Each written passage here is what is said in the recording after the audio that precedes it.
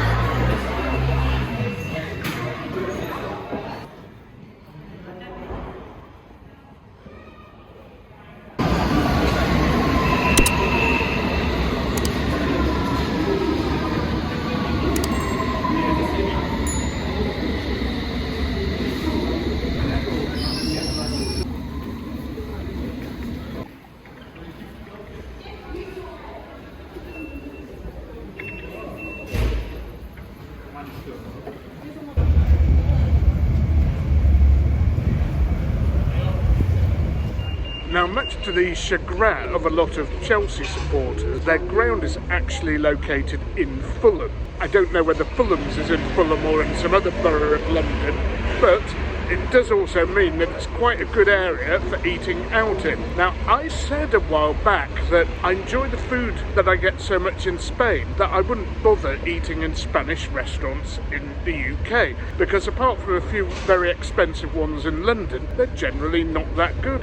And then even some of them don't match up to what I get in Spain. But my friend Kirill has told me of a nice little tapas bar near the ground called Metro Tapas. I like the look of the menu because it's got some awful items which you usually don't see in the UK in Spanish restaurants, so I'm going to give it a try.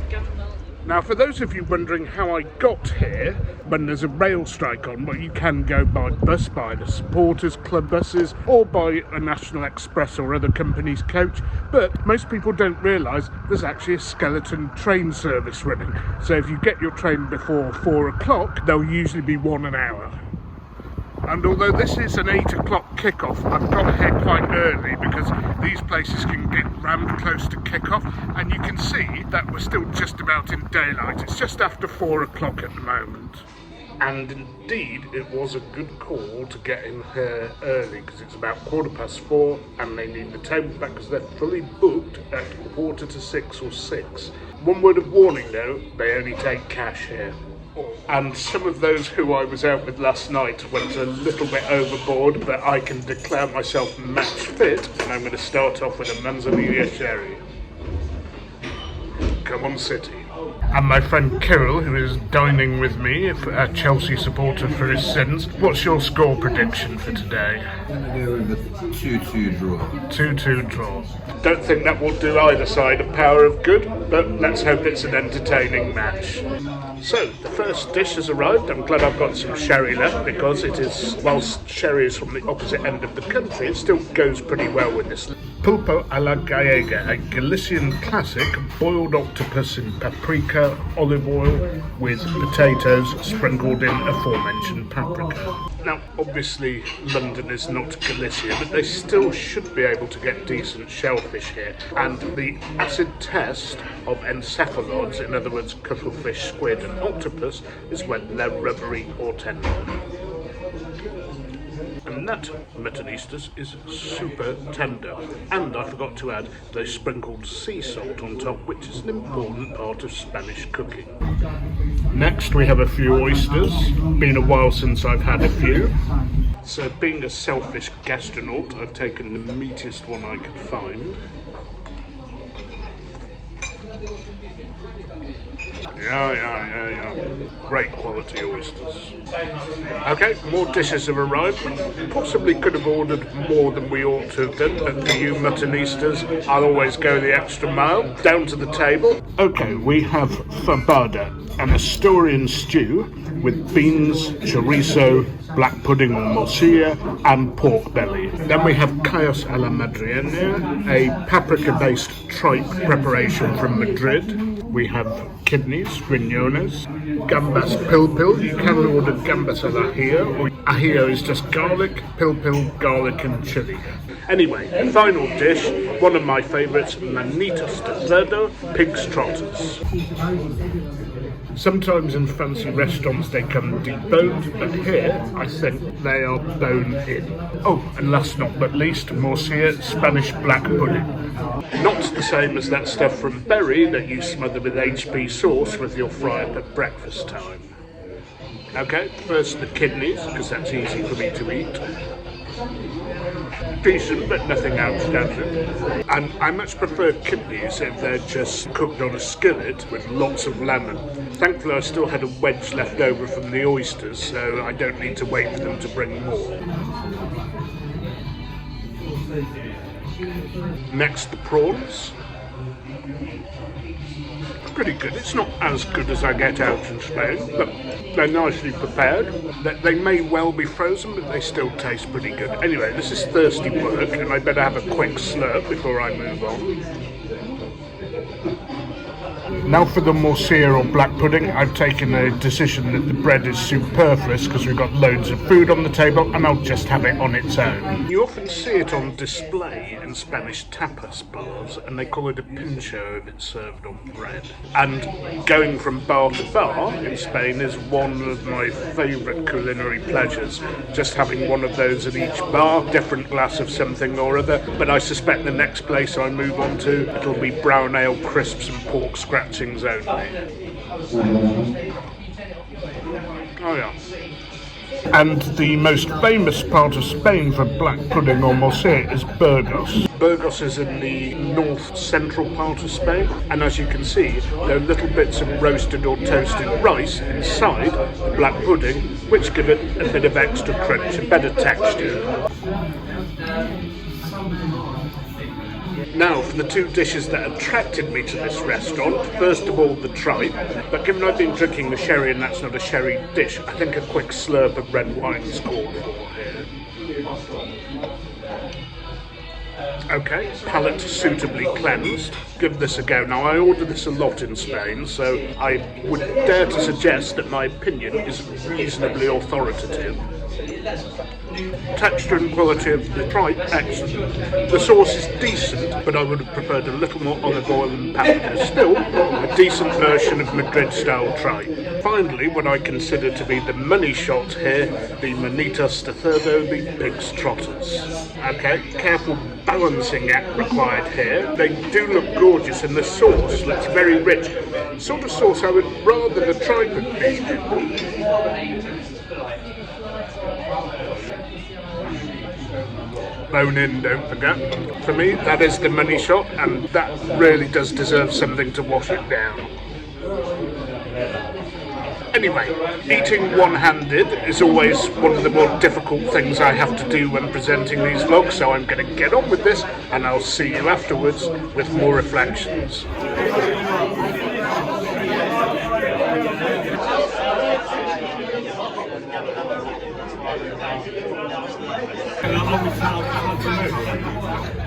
Thanks. Okay, Muttonistas had a couple of pleasant pints in the Fox and Pheasant just set off the Fulham Road. It's strictly a home supporters only pub, so don't go in there if you're an away fan wearing colours or you want to sing away songs. But the beer's nice, the clientele was very pleasant, and most importantly for a pub that was heaving on a match day, they were able to serve me reasonably quickly. Anyway, the team news is out, and Chelsea are not starting Mason Mount. Don't know whether that's an injury or a tactical switch. And their striker's Kai Havertz. They've been a bit goal shy recently, Chelsea, so not sure what we're going to get. As for City, pleased to report that Mahrez and Grealish have been benched, and we have Bernardo and Foden playing up on the flanks for the first time, I think, since the World Cup that they've both started together. And at the back, we have now Walker and Cancelo back, which is a pleasant change. I don't think they've played together either since the World Cup. Ake and Stones at the back. Diaz and Laporte both injured, and in the midfield, Gundogan, De Bruyne and Rodri, of course. Let's not forget Erling Haaland up top with Alvarez available on the bench. I am quite confident of a City win here, but I was against Everton. But 2 performances in a row like that, I don't expect that. Anyway, let's head to the stadium and come on City. Which block do you for you? 1.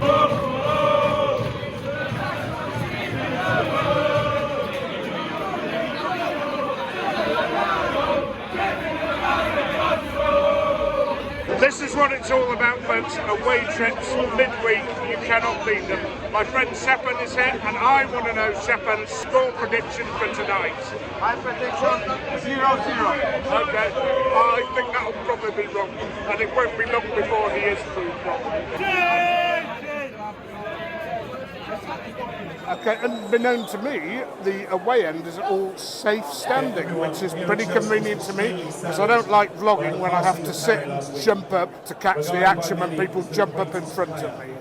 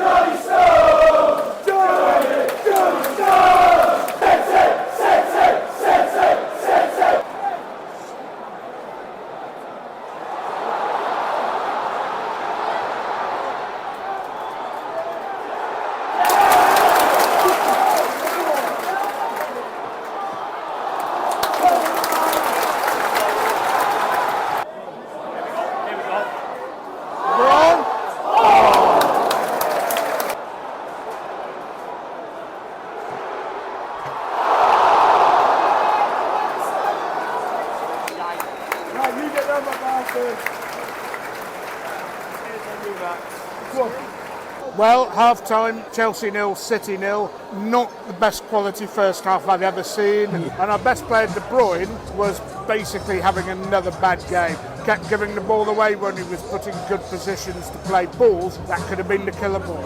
Anyway, let's hope it gets better in the second half. And if my friend Shepan's gone down to the bar early, let's hope I can get a pint. Okay, I don't normally stay in the concourse at half-time to have a pint. I've got a flavour for it tonight, and my friends the lads here are all joining me for one. So come on City, let's win this one.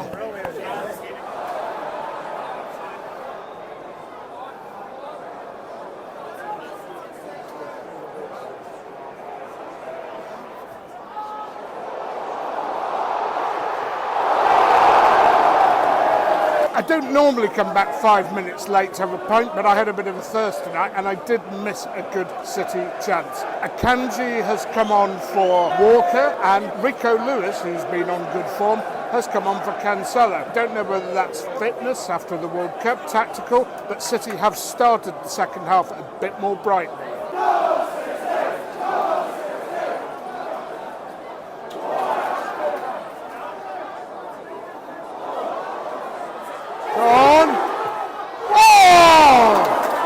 So having complained about no substitutions against Everton until the last 10 minutes, he's now put 4 on. Mahrez and Grealish on for Bernardo and Foden, who are probably not able to play a full game. Wasn't impressed with the pair of them, Mahrez and Grealish, last time, although an assist did come from Mahrez.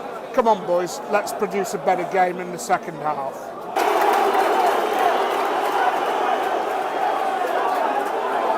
Come on, Grealish.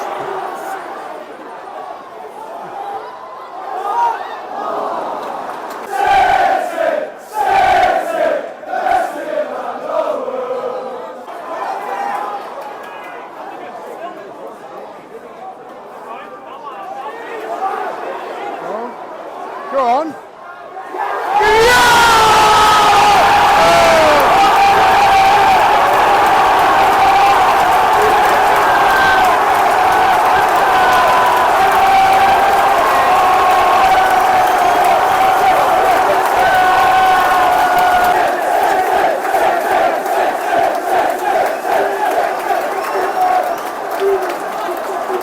Well, the City pressure finally told. Great work down City's right, which is Chelsea's left. Ball switched over, and who else was it? Grealish to Mahrez to set up City's goal. 1-0 City.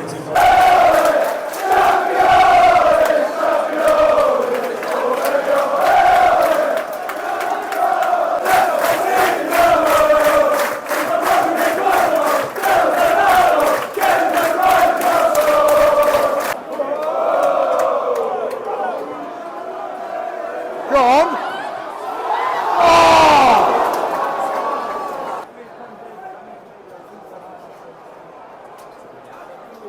Close him down. Close him down.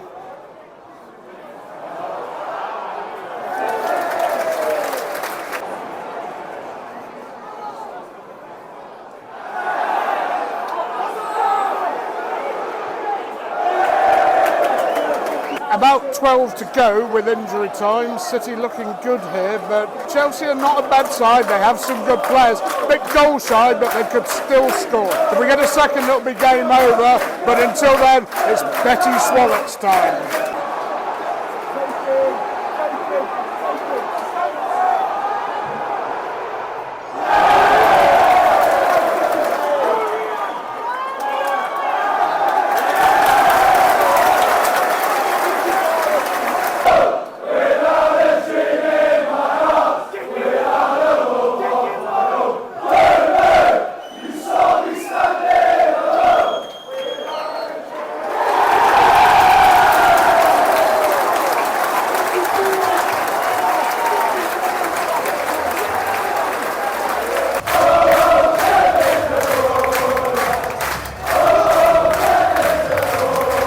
Job done, that'll do nicely. Let's go for a pint and talk over that game. Johnny Stones! Johnny Stones! Johnny Stones! Johnny Stones! Follow! We're the best football team in the world. We've got Rodri and Gundo, Phil and Bernardo, Kevin De Bruyne and John Stones. City.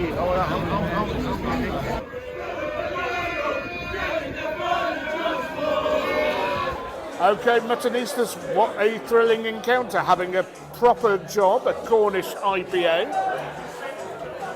And what can I say about that? It wasn't the best game ever, but if you're invested and involved in the game, these games are very exciting, especially as we needed that win to claw points back on Arsenal. I'm going to keep the post-match wrap brief tonight because not that much happened in the game, but what I will say is that Guardiola, for a change, got his substitutions on, got them on early and got them right. And yes, I malign them so much, Mahrez and Grealish, but Grealish got the assist and Mahrez got the goal. And after that, Chelsea had the odd moment, but it looked pretty secure from then, although in the stands it always feels a bit sweaty. First half was a pretty bad half of football, then very tactical, and Potter was very negative, maybe correctly so, given that his side are really struggling to score goals, and they did hit the post. That was a big chance. After that, they didn't really come close to scoring again, and it was pleasing to see some great performances at the back.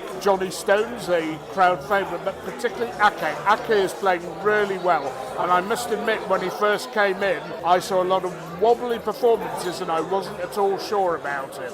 And at the end of the day, it does look like it's another good player that Chelsea have let go.